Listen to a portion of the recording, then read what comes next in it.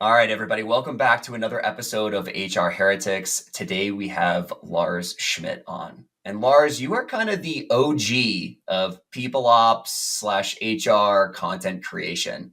So where I want to start is I want to know how this thing got started and how did you think about becoming an online content creator? OG, like that's just like polite for old, but Correct. I'll take that. Yeah, I mean, for me, it's like it goes back to probably around 2010. I was running talent and innovation for NPR. I just came over there from running global talent at Ticketmaster, so pretty big shift, very small team, lots of whiplash in terms of like team and resources, going from like a global for profit to a nonprofit. And so around that time, I had been working in the field for, about a dozen years. And I wanted to start writing.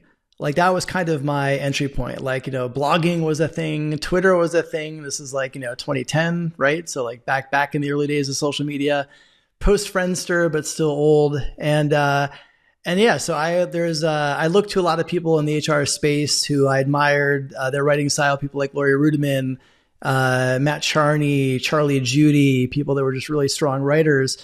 And I wanted to, I didn't want to emulate them because you can't really emulate other people's styles, but I wanted to start writing more. And so for me, it just started with like reps. And I'm not a natural writer. I'm not like a prolific, like there's some people who crank out like, newsletters every day. That's not me. I've tried that before and it sucks. Like I suck at that. Like I have to really have something to say. And so I started thinking about like, what do I want to write? What can I write about? And, this was kind of where my interest in like writing in open source and social media converged, because at NPR, like we went all in on employer branding strategy. This was like the early days of digital employer branding. So we created one of the first employer brand hashtags with NPR Life, which, now is kind of commonplace. Then it was a bit of a revolutionary thing. And so a lot of my early writing was just like what we were trying, what we were experimenting with, what we were learning from that, where we were failing. And I found that there was a lot of curiosity, obviously, about a place like NPR. So being able to have the freedom to write about that in a place that people were curious about, I think gave me a bit of a running start on building like a platform and an audience. And that was kind of how I got my start. And the writing led to speaking, and it kind of all built from that. But that was really the seeds of it, is I was really just inspired by some really amazing writers in the space and wanted to kind of follow their lead and establish my own voice. When did you get to this point of going actually solo and going off on your own? Yeah, so it was 2013. So I was brought in as a transformation, like a turnaround person in PR. So we were making the shift from radio and broadcast to digital. We brought in a new CHRO to lead that. He hired me to lead the talent side of that. So once, that was like a 3-year project. At the end of 3 years, it shifted to maintenance. Maintenance is not where I shine. So I was like, it's time to kind of do something else. And I'm like, well, what am I going to do? Like, what do I really want to do next? I had an offer to run global recruiting for SoundCloud in Berlin. And we almost took that. But, my wife and I were trying to start a family at the time. And we're like, we're really going to move to Berlin and like be so far away from friends and family and like our support networks. And decided not to do that. And so my boss at the time had just gotten recruited by Elon to run HR at SpaceX. And wanted me to move out there to run talent for him at SpaceX. But we'd already lived in LA twice and, wanted to kind of grow roots in the DC area where we are now. And so I said, I can't move out there and like help you build this team, but I'm thinking about starting my own firm. And I can come out and do that basically as an advisor to help you build your team and do all the things that I would do if I was in-house, but just do it through a third party. And so that's kind of how I leapt across. I wasn't one of those people that was always like, oh, I can't wait of having my own company. And I, grew up with the entrepreneurial desires. Like the opposite was true. I was like, that's bullshit. I don't want to do that. Like I want to do 9 to 5. I want to have a steady paycheck. I want stability. And then something called Blackberries happened and social media happened. And I was like, you know what? Like, I'm never going to have a job in the work that I do that it challenges me. That's going to be a 9 to 5 Monday through Friday job. So if I'm not going to have that, then why not try to go out on my own and see what I can build? Yeah. I just watched that movie, by the way, the one about the BlackBerry, the rise and fall of the BlackBerry. Oh yeah, great flick, yeah. great flick. I had a holster. I was a holster guy. I could admit it now. I had a holster. Yeah, you had a holster. Oh my god, it was a whole thing. It was a whole thing. Yeah, it's part of the uniform. It was incredible. I still think it's easier to type on those than the iPhone. But oh yeah, pretty keyboards. Yeah, for sure. So that's kind of one of my questions, Lars, is you look at your LinkedIn and you've built like this empire. And I don't say that in like a weird way, or like it's speaking, it's teaching, it's your company, it's writing, Forbes. I mean, it's very intimidating. It sounds like that wasn't really planned. If you looked at it, I'm like, this guy architected all of this and I can't do that. Like, what would you say to folks who are like, I kind of am interested in this stuff and don't really know where to start or don't have a lot of confidence in it? How did that all snowball? Yeah, I mean, look, I can sit here and I can tell you that that this is all part of a master plan that I've had around building this like ecosystem of media and talent, and I'd be full of shit. I tend to think about my own career in like 1 to 2 year at most increments. I never look beyond 2 years. And in doing so, it allows me to kind of explore my interests and my passions as I'm discovering them. And so, you know, if you would have asked me, like literally, if you would have asked me at any point in my career over the last decade, 2 years prior to that moment, hey, do you see yourself doing this? I would have said no. So there is a certain freedom and kind of serendipity that comes with not being tied to outcomes and being tied more to like curiosity. And I think for me, like I've always been not afraid of failure. Like I'm happy to experiment with things. I'm happy to try things. I'm happy to pilot things. And if they work, lean into that. And if they don't. And I think, you know, you look back at podcasting, right? Like, so I started writing, I'll journey back a minute and then I'll come back to your question. So once I started writing, I was originally writing for, you know, like HR press. So like, you know, some writing for SHRM and some writing for like LinkedIn Talent and other, you know, trade press. And I was like, you know, yes, it's good to write for these places, but if my main driver is like driving change and having impact, I need to take the conversations that we're having in HR out of HR and bring them to like the C-suite, and bring them to investors and bring those to people that are in a position to actually allow us to do this work. Not just like this whole insular kind of bubble of HR talk within HR. And so that's when I started writing for Forbes. I got an introduction from George Anders, who was a contributor. I'd met him through Talent Connect, and you know we'd done a few things together. And so he made an introduction. But Fast Company was always like the bucket list place for me. That's where I dreamed of writing. That's where I always wanted to have a byline. That's what I aspired to. And so I, you know, wrote for Forbes for a few years. I kind of used that as like a training ground to tighten my writing and get better at that, to then be in a position where I was comfortable approaching Fast Company. And so I found, I got introduced through a friend who was a contributor there. And they introduced me to their editor generously because it's very hard to get in there. So I had a leg up, and that was, you know, a privilege that I had.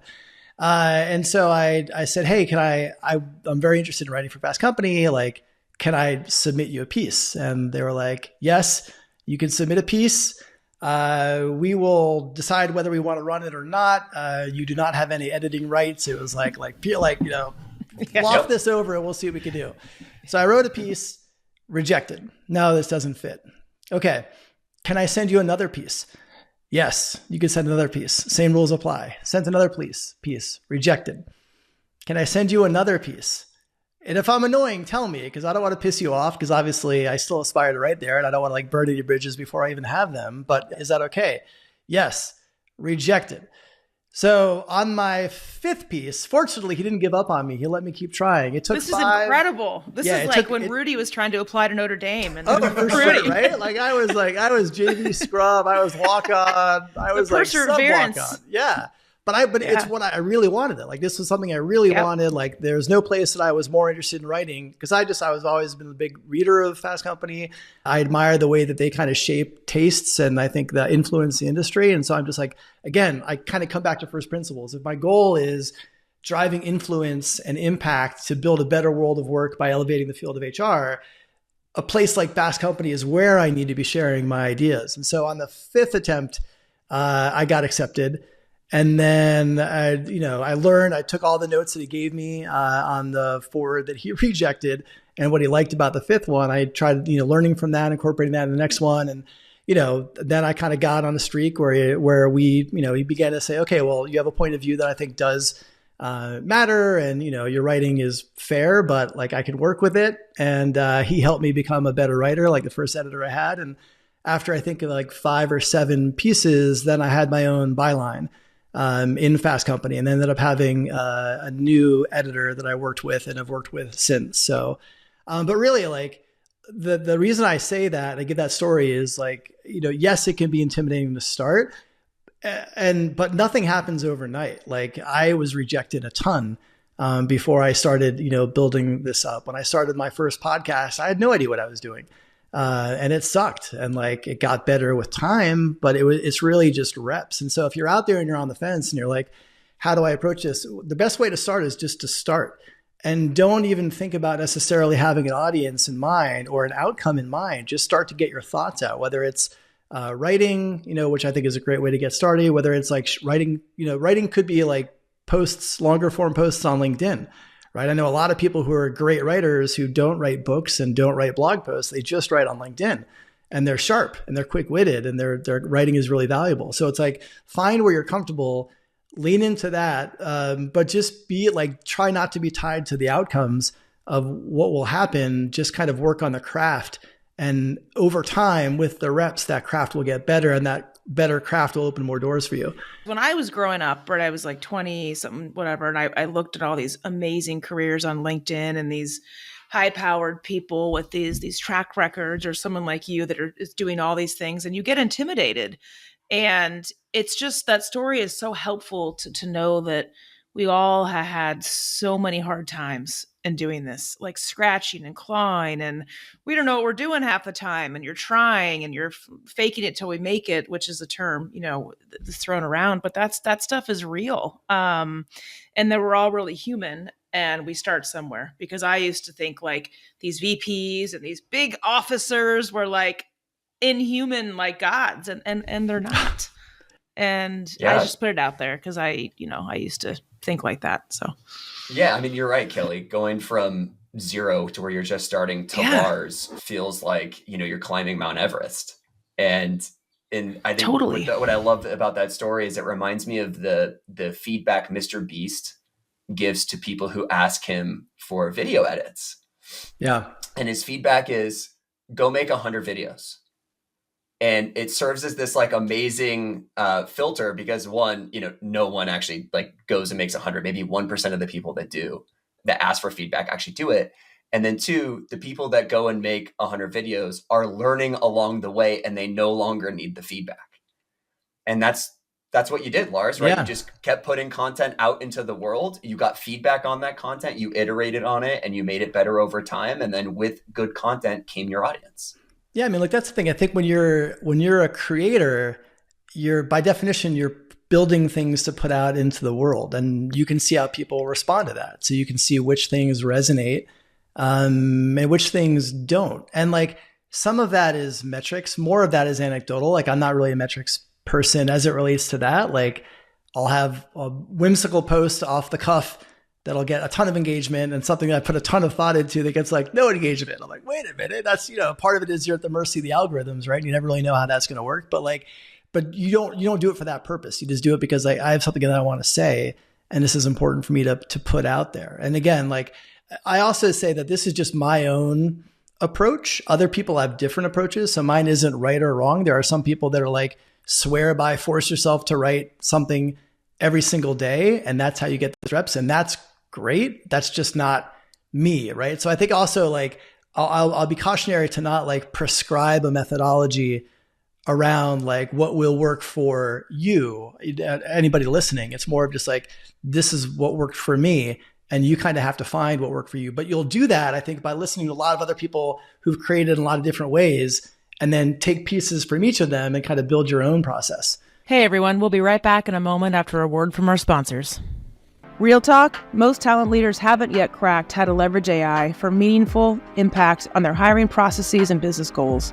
But the leaders who are effectively using AI to transform their recruiting team's efficiency and quality use MetaView. MetaView is the AI assistant for the interview process. Their AI records and transcribes hiring conversations, like intakes, interviews, and debriefs. then provides perfectly summarized notes of everything that was discussed. That means your people can focus on creating human connections with candidates during calls and save time on the busy work of cleaning up notes after every interview. But it's so much more than just a time saver, because perfect notes means perfect data. For every candidate and every pipeline, hiring teams can make confident, informed decisions, and talent leaders can finally take control of the interview process. Join forward-thinking talent leaders at high-performing organizations like Brex, HelloFresh, and Quora, and check out MetaView. Head over to metaview.ai/heretics to talk to one of MetaView's product experts, or get started for free. You'll be up running and AI-enabled in minutes. Here's a crazy stat. Between hybrid and frontline employees, about 80% don't typically work in an office. So it's no surprise that digitally engaging employees is the number one concern for CEOs as companies go hybrid. But as hybrid is quickly becoming the norm, it's easy for workplaces to start feeling a little less human. Yet delighting a digital workforce is possible, and it can even be, dare we say, fun. That's where WorkVivo, Zoom's employee experience platform, comes in. If you've ever recoiled at the thought of a static intranet that looks like something you built in 1995 using MS Paint, have no fear. WorkVivo is a dynamic, intuitive, accessible, and mobile-first tool. People actually like using it, which is why companies like Ryanair, Dollar General, Virgin, and more have rolled it out to hundreds of thousands of employees. WorkVivo's activity feeds, spaces, shoutouts, and live streams, among other features, help elevate the employee experience like never before. The result? Dramatically better retention, productivity, and most importantly, connectedness. A greater sense of the belonging we all crave at work, whether we sit at a desk or drive a truck. Make WorkVivo the digital heart of your organization and achieve limitless human connection. Head to workvivo.com to book a demo, and make sure you tell them that Nolan and Kelly from HR Heretics sent you.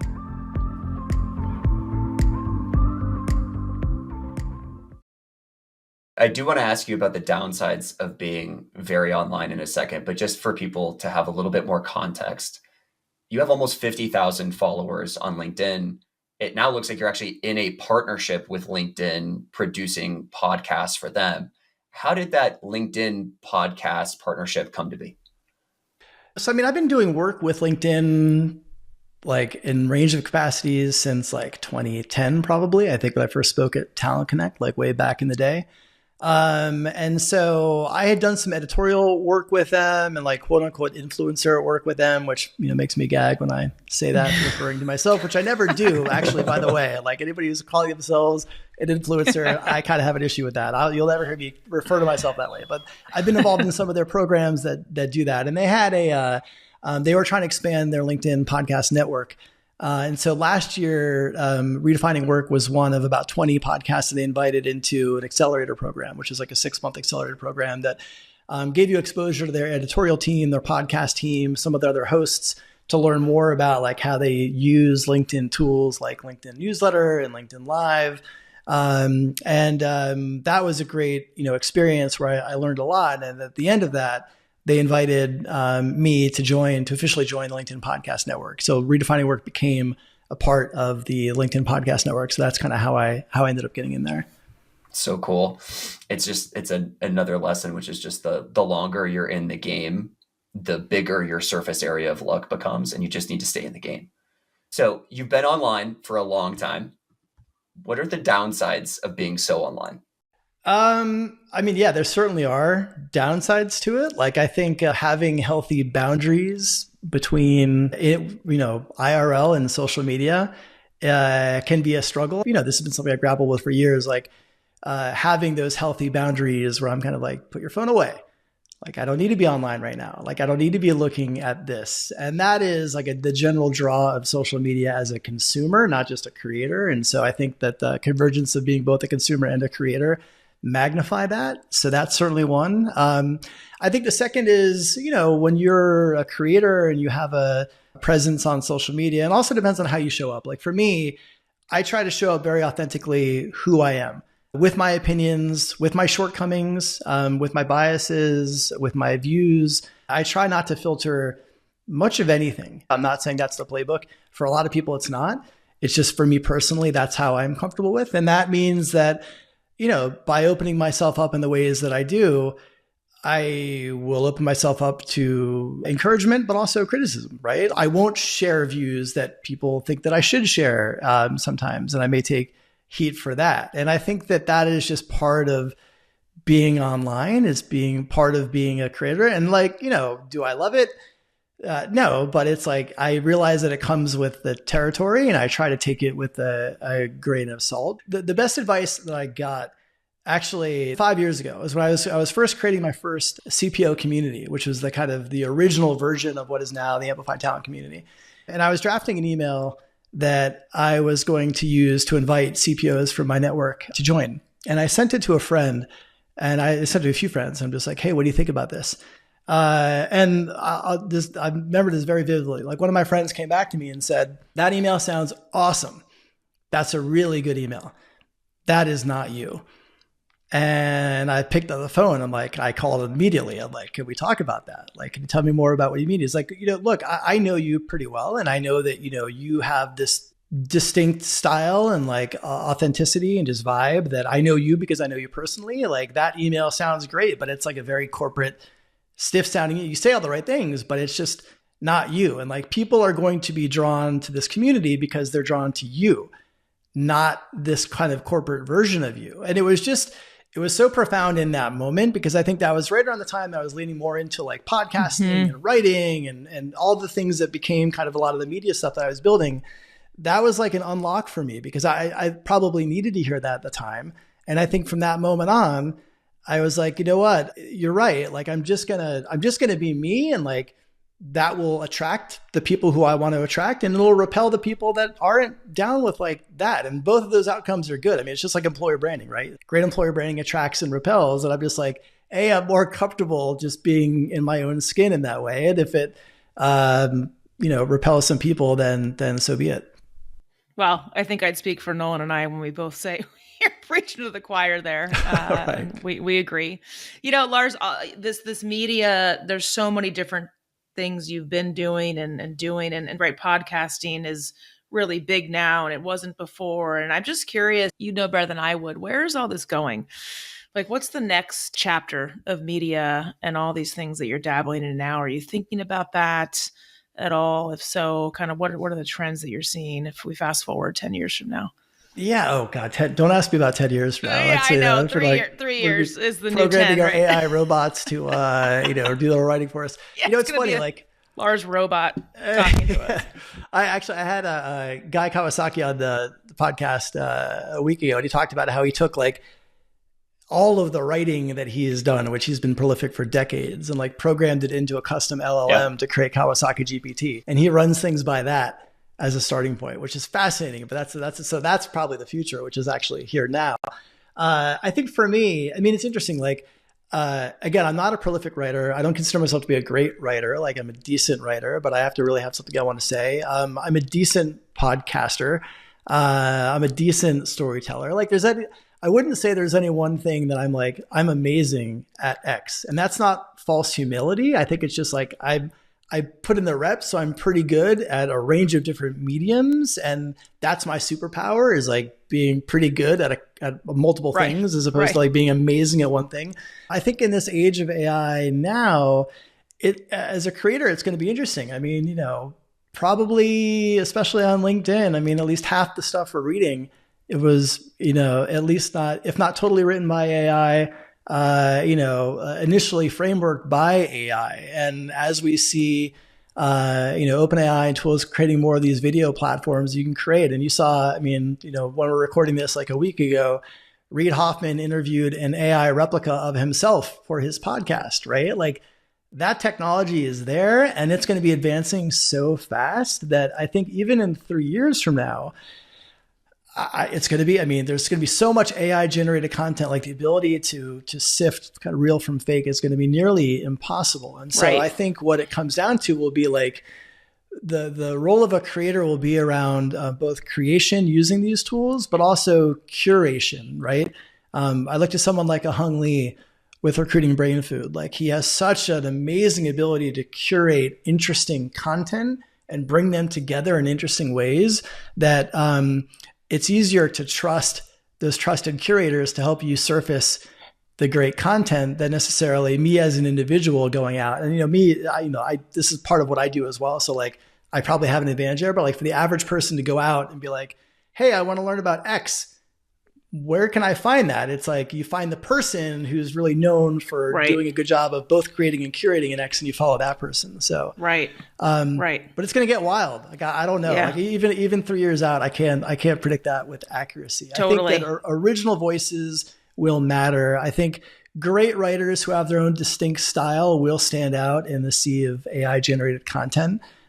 They just will, because AI can't write like them. But that's going to be fewer and further between. I think podcasting also becomes an interesting platform because, again, it's like what we're doing now.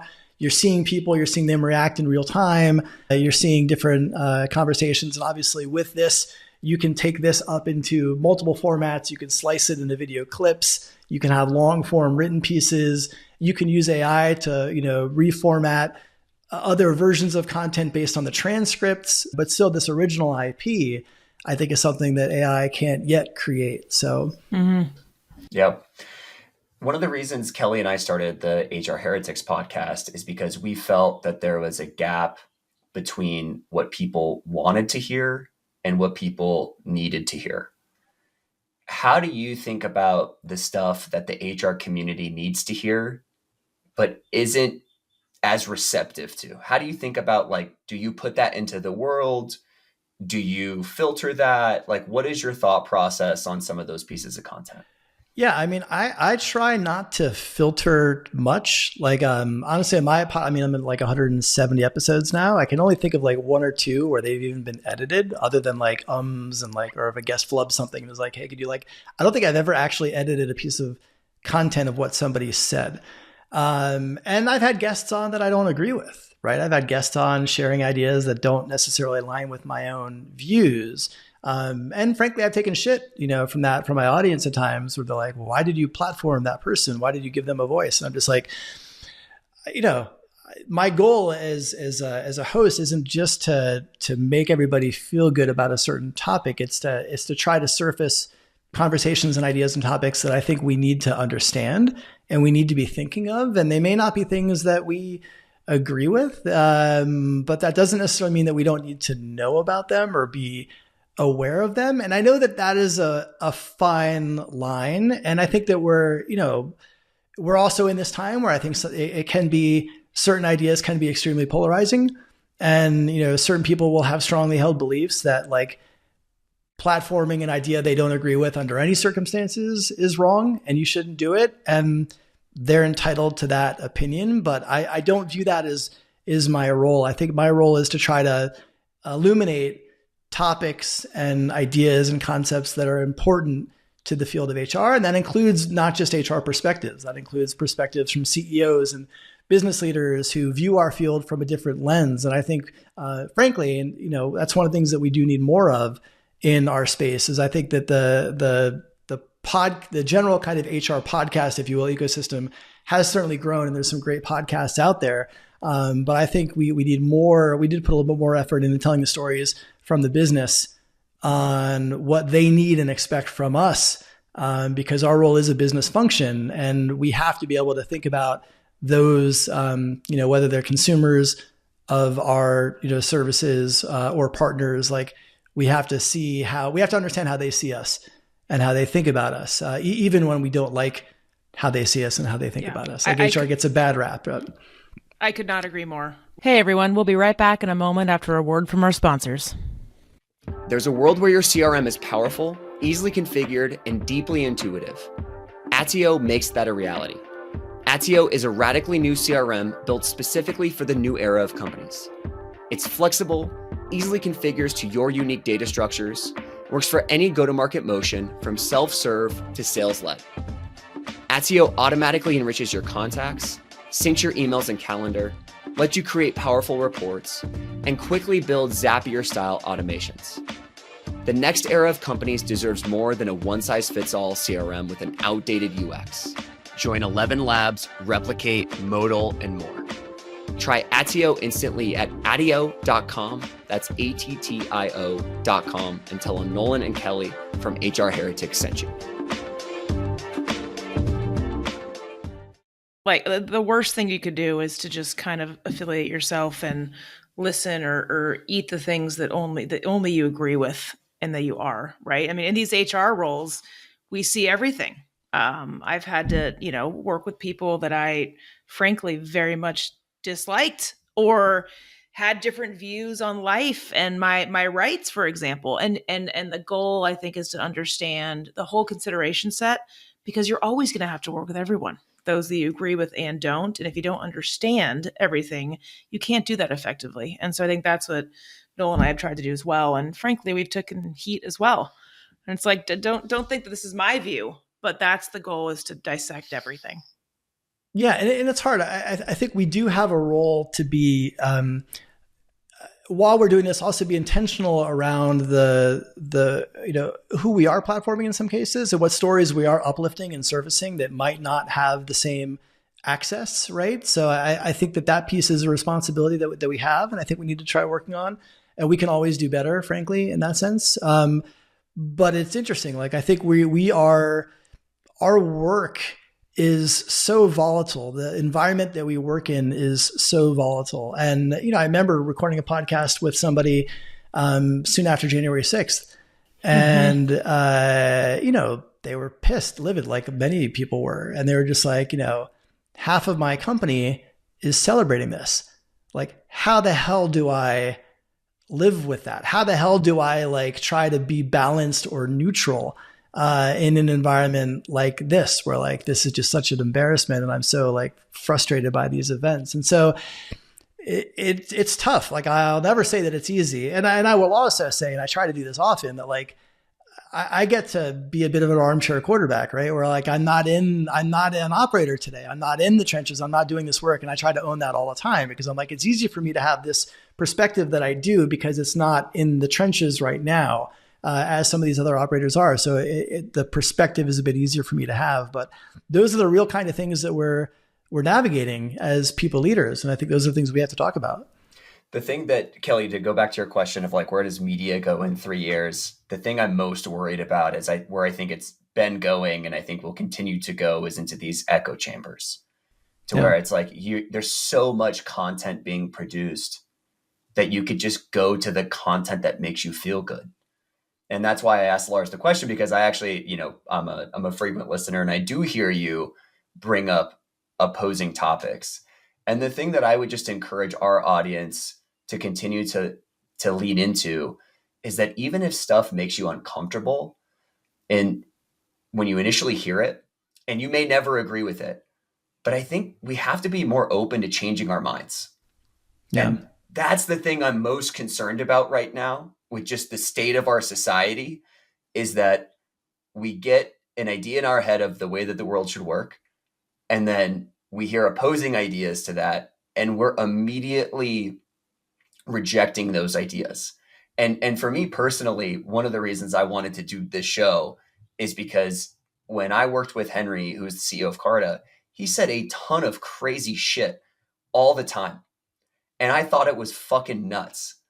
And it turns out, 12 to 18 months into my job, I was like, oh my God, he's right 70 to 80% of the time. And I'm wrong. And it was this huge epiphany to me of when I started to hear other perspectives that I initially thought were completely off base. What if they were right? What if I could steel man that side of the argument? And that's what I'm hoping to see more in our industry, because I am worried that HR is becoming too much of an echo chamber. And Kelly, you and I have taken a lot of shit. Lars, it sounds like you've taken a lot of shit for having opposing opinions. But I do think actually one of our jobs as content creators is to present the other side. Doesn't mean you have to change your mind, but I do think you need to be able to hear it. That's the thing. I would say it's not even about changing your mind. It's about being open to understanding the why behind all different opinions, because that's what the HR role is. It's not just having one and rejecting the other. It's being able to explain all even if you choose one or you believe in one. And I do believe that that is a key element to being successful anywhere. It doesn't have to be in business or in HR, but being successful anywhere is to be able to understand and take in the entire consideration set to then be better versus, to your point, Nolan, this rejection. And that immediate knee-jerk rejection, I think, can be tailored back to many different reasons why someone does that, right? But that's the goal, and that's why I listen to content and whatnot, is to expand knowledge, not contract. To your point about the echo chamber, I think there's also something to be said around like an ability to understand and appreciate nuance and gray zones, and I think that we're kind of in this like polarized time in so many regards, right? Where it's like, it's this or it's that. And if you, and no matter where you stand, right? If you're locked into this or that, you have a real hard time seeing the other side, or even being open to like, what can I learn from the other side? And I've always, tried being very comfortable, being open to being wrong. So I'll have an opinion, I'll have a view, but I'll listen, and, maybe my view will be the same. Maybe my view will be reinforced. Maybe my view will be softened because I understand a different perspective. And to kind of put more meat on the analogy, I think specifically, like, we have to like honor the fact that we're, three, white people talking about the world of work. And there's a lot of nuance in life experience that we just don't have.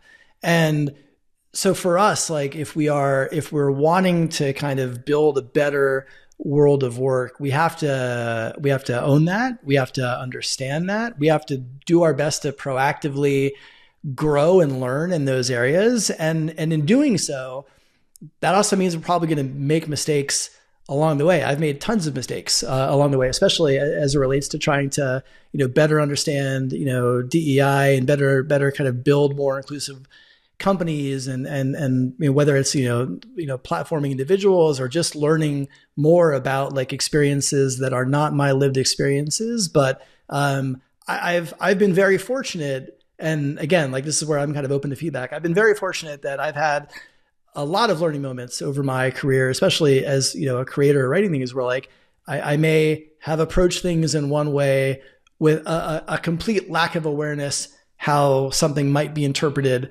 by people with different life experiences than I've had. And then I've had people kind of call me out or call me in even, to say, hey, you know what, like, this is how this came off. And, I know you, so I don't think you meant it this way, but just know that this is how it came off. And like, those moments for me have been really enlightening because they've helped me realize that like, it doesn't really matter what your intentions are necessarily, like, it's how they're received. And so I think it's just, for me, it's like, it's planted the seed to always try to be thinking about that when it comes to like stories or content or ideas or concepts, because I'm, middle-aged white male. I am the peak of privilege, right, with a lot of the things that I've been afforded. And it doesn't mean that I haven't worked harder to, like, there's no reason to even get into that, but like, that's all real. That's all very tangible. And so like, those are things that I think, especially as a creator, that I try to be mindful of. I don't always get it right.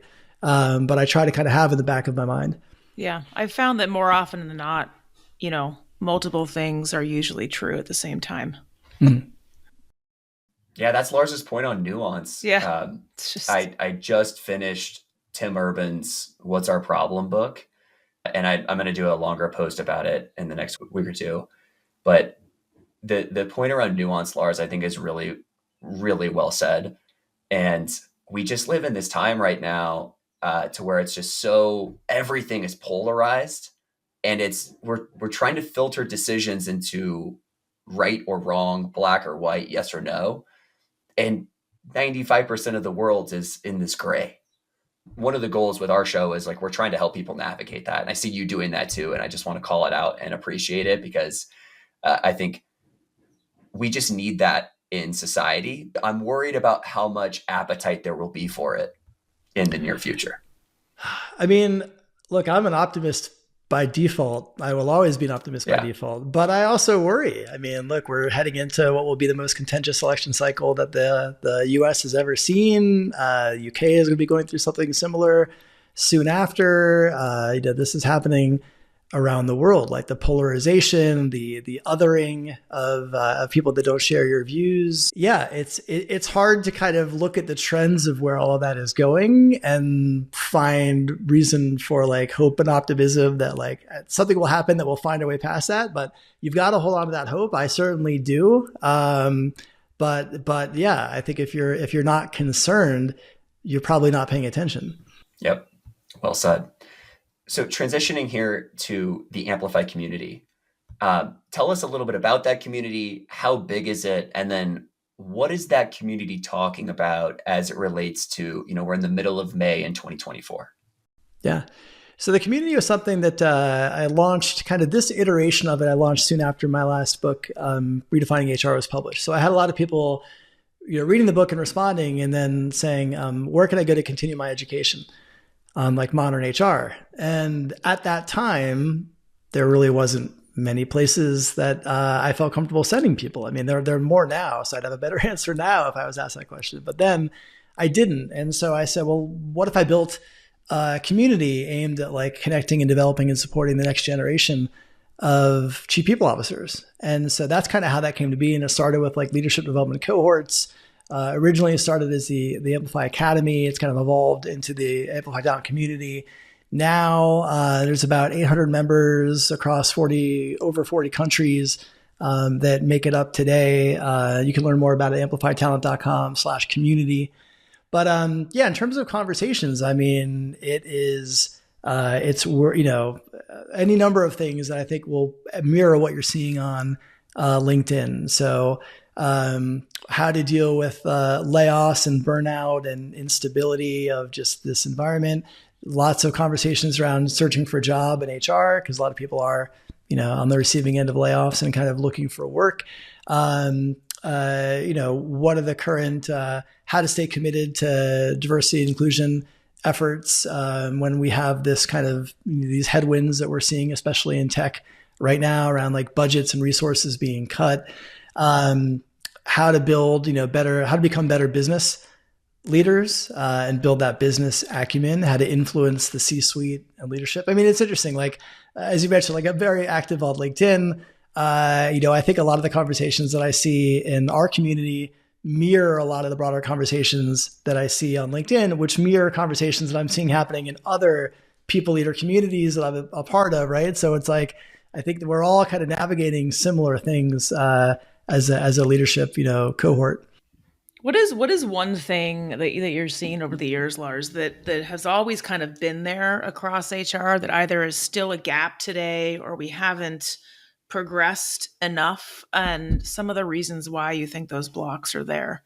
We could still get a lot better at building business acumen, but that's kind of more of an obtuse concept that I don't really want to, get into the weeds of. There's something I've been talking about that I think is particularly relevant now is we really suck at being selfish.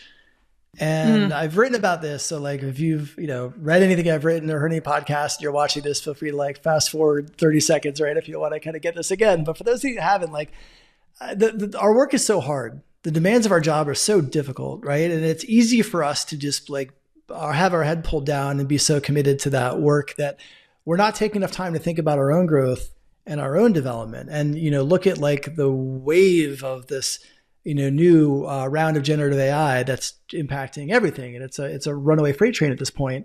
And if we're not paying attention to this, we're going to get swept up by it. And so it's like, I think we have to do a better job. Like we all talked about the analogy of like putting on your own face mask before putting on others' face masks in the pandemic and how we suck at that as an industry. We still suck at that. The selfish analogy applies to that as well. Like we have to be very mindful around the time that we're investing in our own growth and development as practitioners, as leaders, because it makes our own career more resilient. And in the volatility that we've experienced the last couple of years, like obviously that is crucially important, makes us more resilient in the age of AI, which is a really important distinction. And ultimately it brings more value to our business.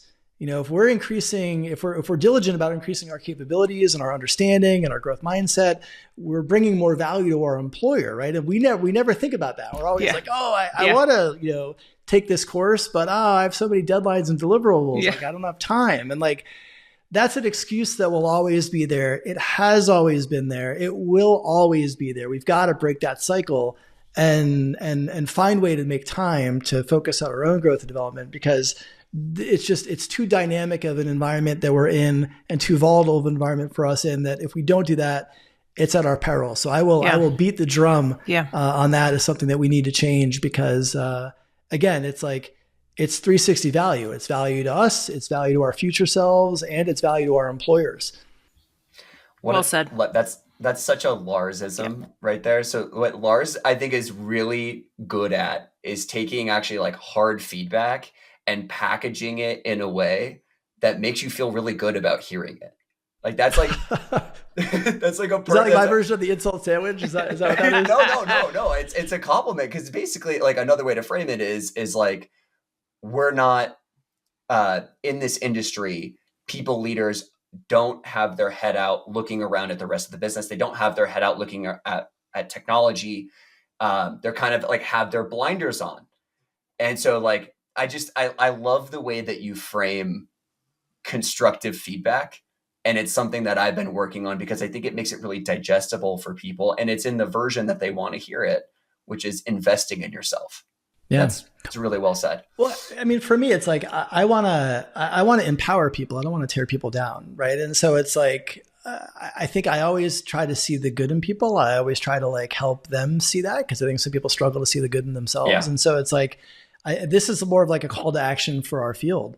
And like, it will elevate us collectively, just like open source did in the early days of open source, right? It made us better collectively. It got us out of this like bullshit war for talent, zero sum, we all have to compete with each other mindset, which was like totally always manufactured. Like that was never true, but like we believed it, and now we don't, right? And so now it's like you're a relic of the past if you're like, well, why would I share this practice? Like this is my competitive advantage, right? Like, yeah, good luck with that mindset, right? Like you gotta move on. And so I think this is just, really like a call to action for us to like say, okay, like you can zero in on AI, and that's easy to do right now. So let's just do it, right? Yeah. It's easy. But like, I say it's a runaway train. Like it is, like, there's no going back in this. So like, we can be in denial around that. We can point out validly, and we should be pointing out that there's issues with bias, and there's lots of issues that we have to be mindful of and accounting of. But this is happening whether we're doing that or not. And if we're not in those rooms, we, meaning HR leaders, if we're not steering the policy around how and where we're going to use generative AI, how and where we won't use generative AI, it's going to happen without us. And then it's going to happen to us. Like we have to be, and to have those conversations, we have to be informed. We have to be playing with Perplexity. We have to be watching OpenAI's, new product release that happened yesterday when they're talking about GPT-4o, coming out, and the new, computer vision that's going to be embedded in it, and what that means for business. Like, we have to have a point of view on these things. Yes. We have to be aware of these things. And if we're not, we're doing our field and our businesses and ourselves a disservice. So I just want to make that like that call to action to people that like, you get in there, you've got to get in there, because if you're not, it's going to happen whether you are or not. Yeah. And if you're not, it's going to happen to you as opposed to with you. Totally. Yep. One of the things I'm continually learning from you is just like how to package that in a way to where people can actually hear it versus feel defensive. I think you do that really well. All right. Last thing for me is you've also built a search firm for people leaders specifically. Yep. What do you see as the common traits as the best in the field? Yeah, I mean, look, there's so many qualities. To me, I think the CPO is one of the hardest jobs in the C-suite. For a range of reasons, but like you have to have a mastery of your own domain. That's table stakes, but you have to really understand the business. You have to understand the financials. You have to understand the go-to-market strategy. You have to understand the competitive landscape and threats. You have to understand the funding and the runway. You have to understand how the strategy may pivot in the next couple of years and what that might mean for the talent that you have or that you need. You're entering this new era of, AI is now part of the workforce, quote unquote. So you are now also a talent architect that has to be thinking about, okay, this is our strategic plan as a business. How do we achieve that? Through a mix of FTEs, outsourcing, freelancers, guilds, automation, and AI, right? Like this is a very complex job. And then you're also overseeing the most volatile asset a company has, which is its people. So it's a very difficult time. In terms of traits you need to be successful, learning agility certainly is one. I mean, the two biggest that I often key in are learning agility and network equity. I think those two pieces are essential. Resiliency is essential. Like, let's face it, you are going to get caught holding the bag even when it's not your responsibility. A lot of the times, that's just the nature of this work. You're going to get thrown under the bus by your peers. You're going to have to deal with like the shitstorm of like the aftermath of a January 6th. What do we do? What do we say? Russia just invaded Ukraine. We have employees in Ukraine. What do? We have employees in Israel. We lost employees in Israel or in Palestine. What do we do? Right? Like, these are very human, volatile, massive things that you have to deal with. So that resiliency is key. But also really the thing that I think separates the great and the exceptional from the good is that trust. You have to be able to build that trust with your founder or CEO, with your C-suite peers.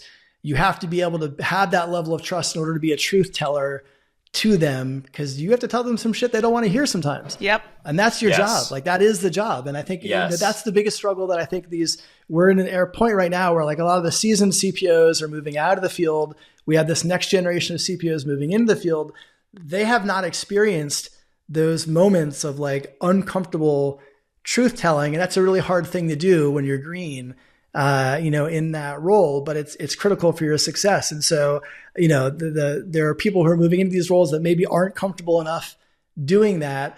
And they're allowing their company to kind of make some bad decisions and go in the wrong direction sometimes because, they haven't really, established that trust. And so, all of those things I think have to be there to really be an exceptional people leader today. That was my, last question for you, Lars, is in the talent demand supply of the CPOs out there. And I got the sense that there has been this generational kind of turn happening where us OGs, if you will, or old people are starting to move out and there's a new generation coming up. Is that true? Are you seeing some people come back? Are you trying to get those OGs back in those seats? And why aren't they coming? How are you preparing or presenting the next generation up? That's a whole dynamic that I've been kind of watching the last few years. It's a whole thing, and it is what's happening, right? And so I think that you have, it's the perfect storm of a couple of things, right? So for one, you have those OG leaders, they're burned out, they're tired, they're stepping out. And that stepping out may be moving into coaching. It may be moving into advisory roles. It may be moving in, taking sabbaticals. It may be retiring in some cases, but there's an exodus at that top level. There's more of an appetite for people leaders across the board. So you have, especially in venture-backed companies, they're tending to hire heads of people earlier because they've lived through the mistakes of what happens when you wait too long and you break your infrastructure of 500 people and then, it's painful to build again, which, I'm sure both of you have experienced probably and seen. So there's more of an appetite on the venture-backed side. You also had more companies that maybe underinvested in HR during the early days of the pandemic. They were exposed because their HR wasn't capable of meeting that moment. And so they've realized, hey, you know what? We actually need to be investing. This is a critical business function. We have to invest more in this. So those companies are now maybe who would have gotten by on maybe a director or a VP, like they're now hiring a chief or a VP of. So there's more demand. There's less supply. I think it's putting more stress in this next level of leadership. I mean, frankly, that was one of the reasons why I launched the Amplify Talent community. Right. There weren't enough platforms developing that next generation. Like there's a lot of great communities that tailor to existing CPOs and existing heads of people, but there really wasn't much catering on that next generation, that like their direct report line or maybe even a notch below. So building up that group. But I'm also seeing in some cases, those seasoned, OGs, as you say, moving back in, right? Who've maybe started coaching and they did that for a while. They did a sabbatical and they're just like, you know what? Okay. Like I'm ready to get back in the arena, so to speak. So I don't think that cohort of experienced CPOs who left in, midway through the pandemic, I don't think they're gone forever. I think some of those are coming back. And so, yeah, it's a mix of all of those. Yes, for sure. Awesome. Cool. Lars, this has been a total blast. Please come back on the pod. I've learned a ton from you in this episode, and I think our audience is going to love this one. Yeah, this was great. Thanks, Lars. Yeah, well, Nolan Kadey, I appreciate you having me on. And again, thanks for hosting these conversations and giving me an opportunity to share some thoughts. Awesome. Thank you. HR Heretics is a podcast from Turpentine, the network behind Econ 102, Moment of Zen, and Turpentine VC. Subscribe, 5 stars, share it on Apple, YouTube, Spotify, anywhere you get your podcasts, all the things.